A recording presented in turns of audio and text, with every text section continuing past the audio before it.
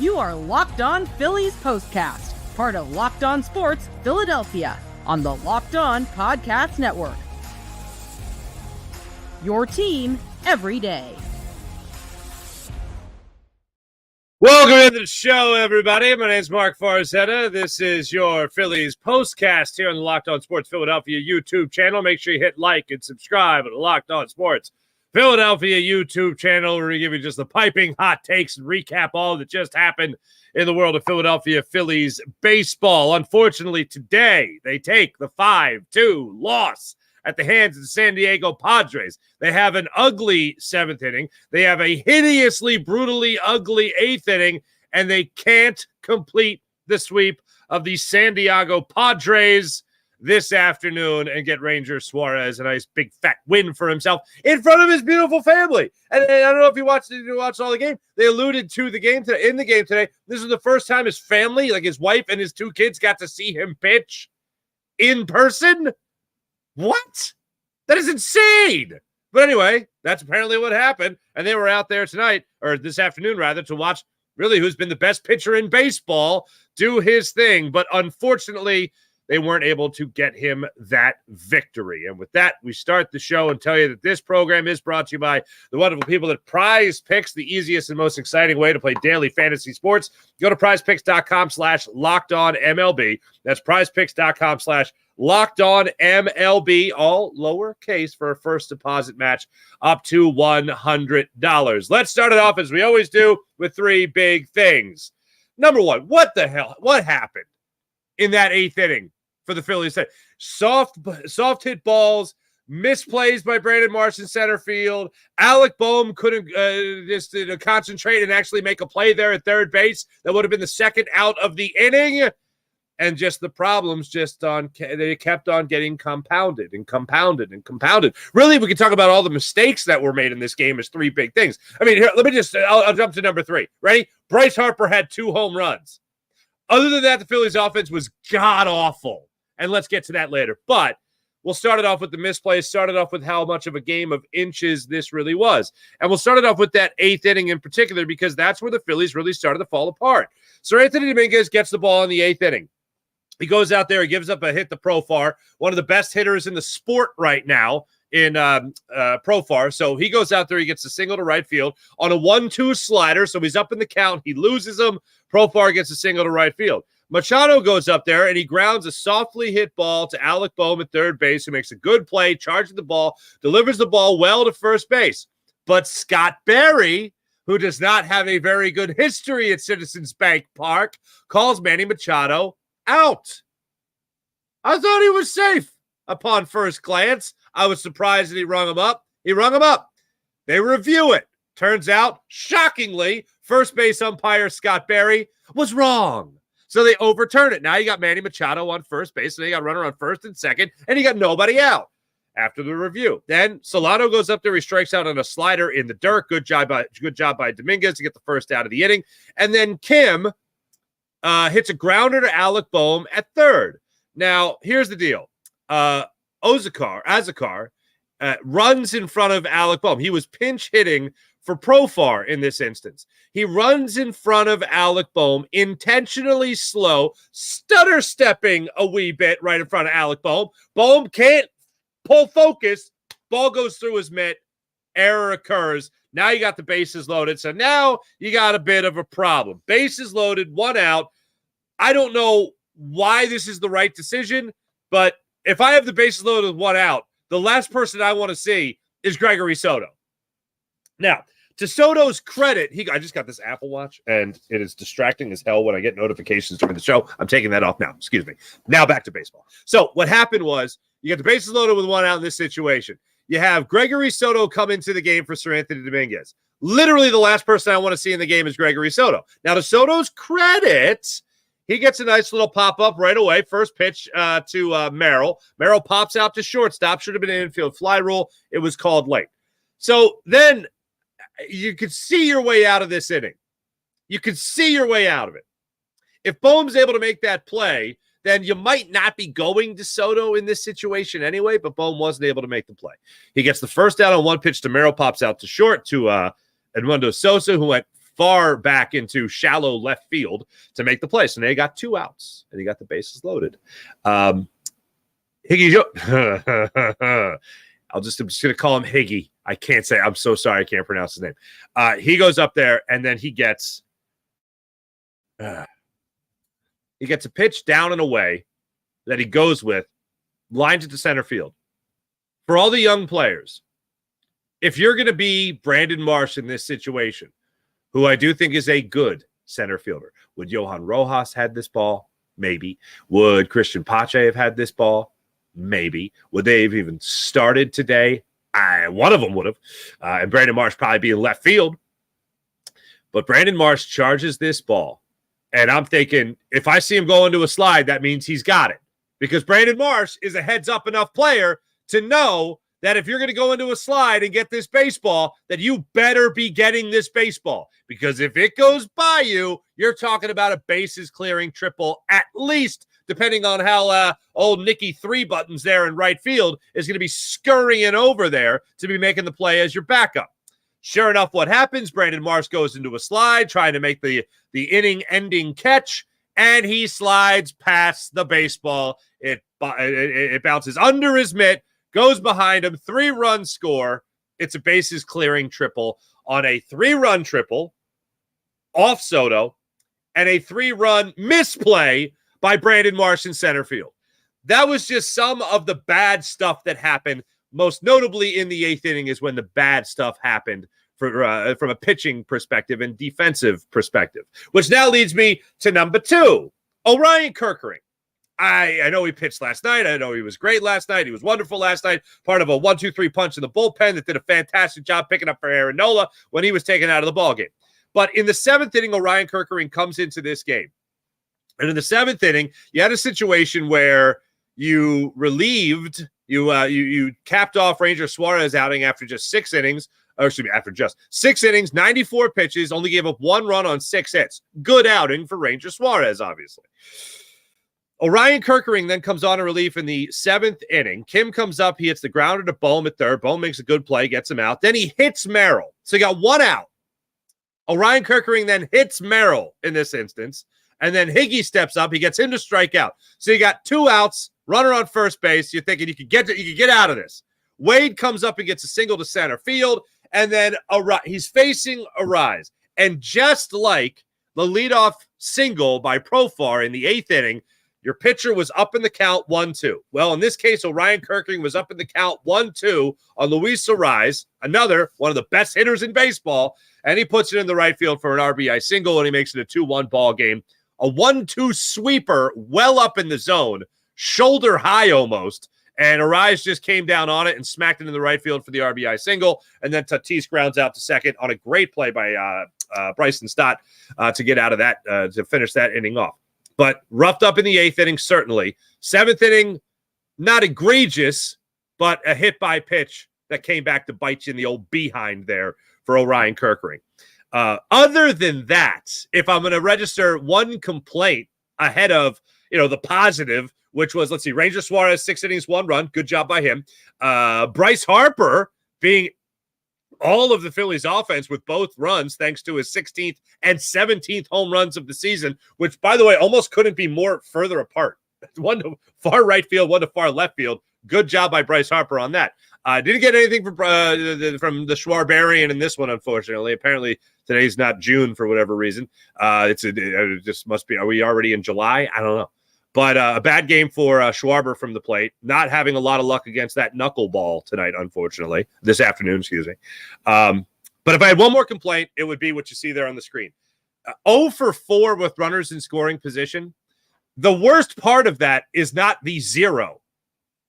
The worst part of that is not the O. The worst part of that certainly is not the dash. The worst part of that is 4. You had four runners in scoring position in 9 innings. Good Lord, fellas. What are you doing out there in this offense? Castellanos was hot, now cold. Well, cold. He had a bad game, whatever. Schwarber, hot, no, just a bad game. That was pretty quiet. Stott got a big hit for you, a liner to right field, which was nice. But the big complaint I have isn't necessarily just the fact that you were 0 for 4 with runners in scoring position. It's more so that you only had runners in scoring position, 4 runners in scoring position in this game. It wasn't the fact that you left 6 on base either. What really bothers me, and it's one of those situations that makes you go, oh, that's going to come back and bite you. And it always happens in like the first 3 innings, where if you don't capitalize on something, you go, oh, there's no way that doesn't come back and get you, right? First inning, Kyle Schwarber leads off with a walk. Then Bryson Stott gets the hard hit double to right field down the line. You got a runner on second and third. You got nobody out. And you're just starting things off because get this, Bryson Stott was batting second today. Oh, how novel. So you have a runner on first and second. Runner on second and third with nobody out. Then Bryce Harper steps up. Couldn't come up with a big hit this time. Pops out to shallow center field. I know technically it's supposed to be flying out to center field, but it was shallow enough where I consider it a pop out. He pops out to shallow center field, so nothing doing there offensively. Then Bohm comes up and gets hit by a pitch. You got the bases loaded. You got 1 out. Oh, no way. No way something doesn't happen here, especially when we got the hot swing of Nick Castellanos stepping up to the plate. He strikes out, flailing away at a knuckleball. Good times. And then Brandon Marsh comes up and lines out to right field to end it. So you had second and third, no outs. Bases loaded, 1 out. You still got the meat in the heart of the order coming up here. And you get a strikeout from Casty. Red hot Nick Castellanos. Nicky walk-off. Not tonight. Not today. He strikes out on the knuckle, and then Marsh lines out to right field. At that point, I wasn't feeling great. And then you go right off of that into the second inning where the only run that was scored off Ranger Suarez was scored, and that was the Merrill home run to right field on a sinker that got way too much in the middle of the plate, 401 feet. That ball was gone. 1-0 right then and there in favor of the Padres. This game didn't have a great feel to it, really, throughout the game. And you made too many mistakes for being too good a ball club to go out there and try to make something happen. And time again, the Phillies just unfortunately couldn't make something happen for themselves. And if I really had to put my finger on one particular thing that messed the Phillies up in this game, it seemed like just a lack of concentration. Whether it was Alec Bohm's mitt, Brandon Marsh in center field, Gregory Soto's pitch selection to Higgy in that case, or it was trying to concentrate to hit a knuckleball off Waldron. It just wasn't there. And the crazy part about it was whether it was Suarez on Marsh in the 9th inning or Waldron on Schwarber throughout the game, they would get those knuckleballs just flying right into the corners of the strike zone. And they would just pull up and go, yeah, that's about right, and start walking away to the dugout because they knew that they had just missed an opportunity there.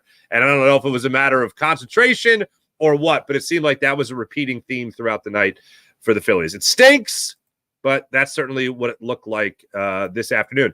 One other thing I will look at in today's game is obviously the decision between the decision to move Brandon Marsh, or excuse me, the decision to move Johan Rojas down to the minors. My thing on it, I know it's what some people are focusing on after the game. My thing is, it was pretty much, unfortunately, the only option the Phillies had.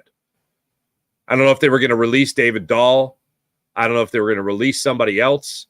But you had the options left there with Johan Rojas, and it just kind of became the last, literally the last option. Seems like it's been a minute since Brandon Marsh has played in center field, with at least any regularity. And that decision to go into the slide, if you slide, you got to come up with it, and he didn't come up with it. So I know it's something that's going to be kicked around. I expect Brandon Marsh to be able to make that play. Johan Rojas, as we know, has struggled in center field this season. He hasn't been the same guy that we saw last year. That has been something that is a bigger reason as to why he's sent down. If he goes up there and is exceeding the expectations, or at least matching the expectations of what the organization had set up for him before the season, well, then you're not sending him down. That would be ludicrous. That'd be insane. That'd be bonkers. But unfortunately, that's the way that they looked at it. He has come in. I will say one of the things I have noticed with Johan Rojas. Where I've seen him really have a lot more struggles is going left or right. Coming in on baseballs, I haven't seen him really make that mistake. Where if he's going to go into a slide and try to be a hero in this particular instance, he's going to come up with that baseball. And that, unfortunately, was not something that was with the Phillies on the that part of luck wasn't on the Phillies side today, unfortunately. And that's something that just goes back to that concentration. Whether it's Brandon Marsh or whoever it might have been in center field or Johan Rojas, whomever, they got to make sure that they're able to come up with that baseball. And in this particular instance, they were not able to come up with that baseball. When we come back, we'll take a closer look at Ranger Suarez start, how exactly he fared today, what he had going for him, what he didn't have going for him. We'll get into that, all that and more when we return. You're Locked On Phillies Postcast. Let me tell you about the amazing people now at eBay Motors. Passion, drive, patience. The formula for winning championships is also what makes your ride or die and keeps your ride or die alive. eBay Motors has everything you need to maintain your vehicle and level it up to peak performance. Superchargers, roof racks, exhaust kits, LED lights, and so much more. Whether you're into speed, power, or style, or all of the above, eBay Motors has you covered with over 122 million parts for your number one ride or die. You'll always find exactly what you're looking for, and with eBay Motors, guaranteed fit, your part is guaranteed to fit, so it's not just a clever name. It's guaranteed to fit your ride or die every time or your money back. Because with eBay Motors, you're burning rubber, not cash. How about that? With all the parts you need at the prices you want, it's easy to make your car the MVP and bring home huge wins. Keep your ride or die alive at ebaymotors.com. That's ebaymotors.com. Eligible items only. Exclusions apply. eBay guaranteed fit only available to U.S. customers. You guys have heard me talking about Prize Picks a lot. Prize Picks, always a good time. Prize Picks is America's #1 fantasy sports app with more than 5 million members. It's the most fun and exciting way to get in on the action while you watch your favorite sports and your favorite players. You just pick, it's just this simple. You pick more or less on 2 or more player stats for a shot to win up to 100 times your cash. With Prize Picks, you could turn $10 into $1,000 in a single game by watching your favorite sports this summer. You can make a Prize Picks lineup in less than 60 seconds. You just need to pick more or less on 2 to 6 player stat projections, and you are locked in. If you're looking for promotions, Prize Picks has you covered every week, from lowering select player stat projections on Tuesdays, which increases your chance of getting a win, to getting your entry fees back if you have a losing lineup on Fridays. You can just bounce just like that. Download the app today and use promo code LOCKEDONMLB for your first deposit match up to $100. That's download the app today. That's locked, and use promo code LOCKEDONMLB for your first deposit match up to $100. Now, unfortunately for me today, I thought Bohm was going to go off and have himself more than one hit. He only had one hit, so I lose out on that. However, I did have Ranger Suarez at more than 5 innings, and he got to 6 today, so I hit on that. So download the app, create an account on Locked On with Locked On MLB. That's Prize Picks /Locked On MLB. With that promo code, you can have yourself a great time with Prize Picks. Prize Picks, pick more, pick less. It's just that easy. As far as Ranger Suarez goes, and we'll get to our chat check here coming up in a second. As far as Ranger Suarez night goes, he used 94 pitches, 67 of them for strikes. His ERA loses 0.2 of a point, I believe it is, 177 to 100ths of a point, 177 to 175. But unfortunately for Ranger Suarez, he misses out yet again after a good performance, just like he had against the Baltimore Orioles. Lost out on an opportunity to lock up that win despite going 6 2/3, allowing 1 run on 6 hits. He loses out on that opportunity again to get that 11th win of the season. So now you're looking at Ranger Suarez. Since taking a line drive off his hand, he has allowed a grand total in 3 starts, 4 earned runs. 4 earned runs in 3 starts. since taking that liner off his hand. The shortest outing he's had was against the New York Mets in London, which was 5 2/3. He went 6 today, 6 2/3 against the Orioles. So I would go ahead and say that Ranger is doing just fine and dandy. And plus, with a little defensive help behind him, maybe his bullpen doesn't get into the trouble that he had. And also with offensive help, maybe you get a big hit there in the first inning, and Ranger isn't playing, isn't scuffling, or the bullpen isn't scuffling to try to get a lead in this ball game. Yeah, the only offense was your boy Bryce Harper in today's game. Let's get to the check and see how you guys are doing. IBH, oh well, as long as they win the series, we can't complain. See, IBH, here's my thing. This Phillies team's got to start stacking wins again. Like, it's not, we are out of the range right now, most recently, where the Phillies are out of the range of, well, you can't win them all. No. Fine, you win this series, great. You win the next series, even better. And you keep on stacking series wins, fine.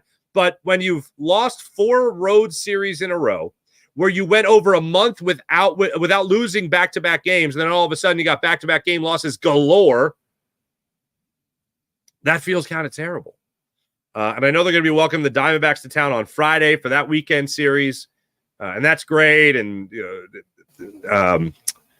revenge, or whatever you want to call it, for the NLCS, fine. But Diamondbacks aren't the same team as they were a year ago. You got this 3-game series coming up with them. Then you go on the road for 3 against the Tigers in Detroit. Then you got Miami after that. So you have an opportunity to really put some good things together before you face the Braves. Got Miami, then you're going to Chicago for 4th of July weekend, so you'll be at Wrigley, or it's not weekend, but right before the 4th of July there, Thursday, 4th of July, in Chicago at Wrigley for a 2:20 start time. And then Friday, Saturday, Sunday, you got the Atlanta series in Atlanta. I mean, you got to have all the momentum in the world going for yourself then. So it did creep into my brain, like, all right, no, at least they won the series, because I'm kind of programmed to think like that. But recently, when you talk about the Phillies, you got to talk about the idea that they just lost, let's say here, how many sets of back-to-back games in the last less than a month? They lost 3 in a row, Colorado, 2 games in San Francisco. Then they lost back-to-back games in Boston, back-to-back games in Baltimore, and then they won this series. That's great. That's wonderful. That's lovely. That's amazing. But then you look at the standings now in the National League, and they're still best team in the National League. No disputing that. I'm just talking about momentum and trying to stay as close to the bar that you have already set this season. The last 10 games, the Phillies are 4-6. Not great. Not ideal. And the Braves won today. They shut out the Tigers. Damn it.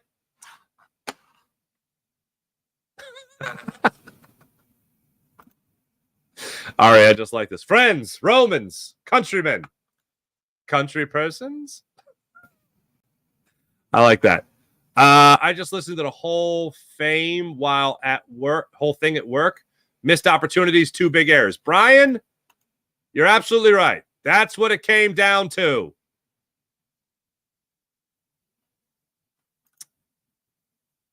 Yeah. I still don't like Scott Barry. Louis Arraez. Sucks we lost, but glad Harper's bashing, as am I. By the way, can someone put a calendar in Kyle Schwarber's locker that has 12 months of June? There you go.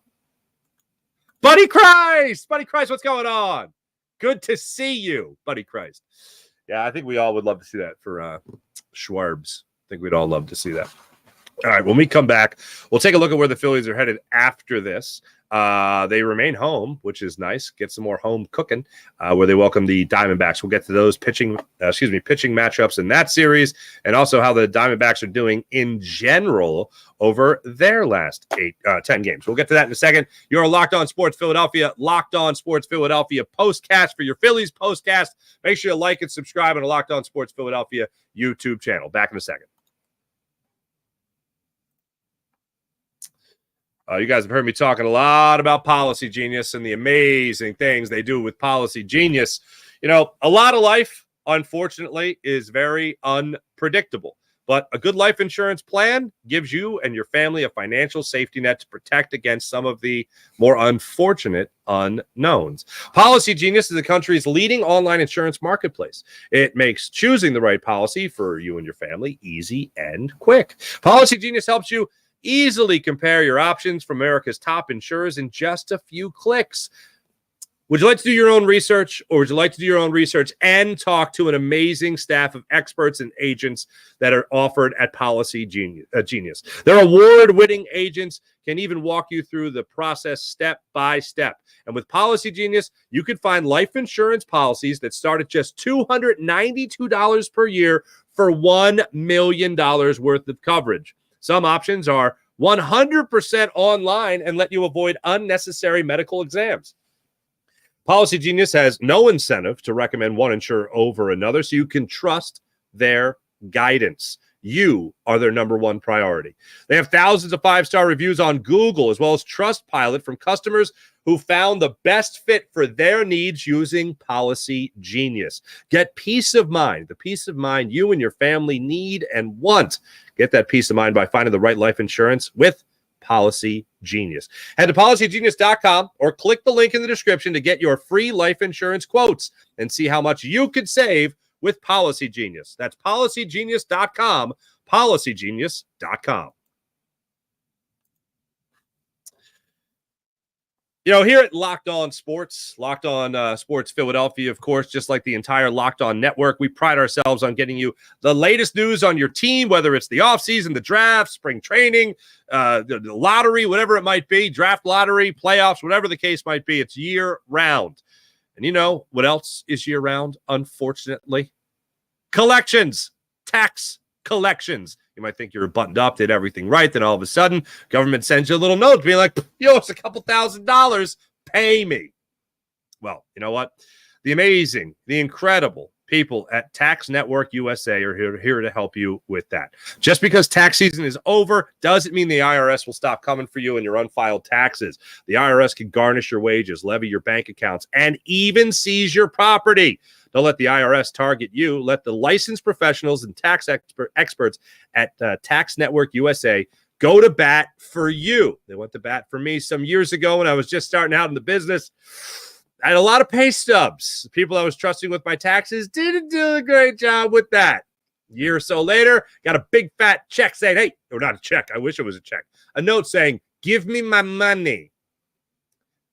Tax Network USA went to bat for me, and they helped save me a great deal of money. With over 14 years of experience, an A+ rating by Better Business Bureau, Tax Network USA has saved their clients, including me, over $1 billion in tax debt. I'm just a small portion of that big $1 billion. You know what I'm saying? Whether you owe taxes, whether you have complicated matters right here that require tax planning, or finally hit with that parlay. How about that this season?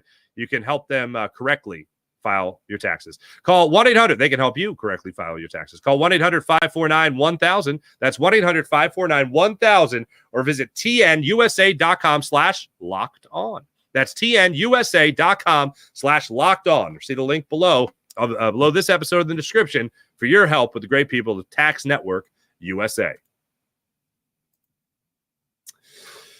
Your Philadelphia Phillies get an off day tomorrow. Good for them. The Phillies now resting at 49 wins on the season. They will try to get to 50 wins on the season, just like the New York Yankees are at. The Dodgers are at 46 wins. Brewers are at 43. Phils obviously lead the National League. 49-25. They're 4-6 in their last 10 games, unfortunately. Meanwhile, the 36-37 Arizona Diamondbacks come to town 9 games behind the LA Dodgers in the NL West. Just like the Dodgers, though, the Diamondbacks have won 6 of their last 10 as they mosey on in to Philadelphia. Now, as far as the pitching matchups go in this series, the Phillies are going to be sending Taijuan Walker to the hill Friday night. The game is going to be on Apple TV, folks. Sorry. You know what's really messed up about this? Cole Hamels' retirement night. That's bull. That game's on Apple TV. But Taijuan Walker will get the start. Don't know who's going to go yet for the Diamondbacks in that regard. But Walker's going to go 640 Friday night, Cole Hamels retirement night. You're going to get a bobblehead. I don't know what it is with the bobbleheads, but the bobbleheads, like are the bobbleheads never supposed to look like the people that are bobblehead of? Like if you're making bobbleheads and your bobblehead looks like the person it's supposed to look like, does that mean you failed as a bobblehead guy? Maker, manufacturer thing? I don't know. Anyway, so that's Cole Hamels night, Friday night. And then Saturday afternoon, 4:05, Zach Wheeler will get the start for the Phillies. And then Christopher Sanchez starts on Sunday, 11:35 a.m. What are you doing to us? Are we in London again? Anyway, that's how that goes down on Sunday. Good times. Jordan Montgomery gets to start against Zach Wheeler, game 2 of that series. He's 5-4 with an ERA of 6. So that'll be good times. Thanks for watching. Thanks for listening. You guys are fantastic as per usual. My name is Mark Farzetta. Make sure you hit like and subscribe on the Locked On Sports Philadelphia YouTube channel. That's like and subscribe on the Locked On Sports Philadelphia YouTube channel. I'll be back with you guys Friday, and I'll also let you know ahead of time. Saturday, I won't be doing the postcast. 4:05. Connor Thomas will be doing the postcast, who gives you the Locked On Phillies podcasts throughout the week on Locked On Sports Philadelphia. So make sure you guys check out Connor on Saturday. I got a family wedding. My baby cousin's getting married. So I'll be there. Family obligation. So have a great night and enjoy Connor Thomas on Saturday. But I will be with you guys on Friday to wish you well into the Saturday. All right. Thanks for watching. Thanks for listening. My name is Mark Farzetta. Hit like and subscribe to the Locked On Sports Philadelphia YouTube channel. See you guys on Friday. Have a great day off, Phillies. Bye.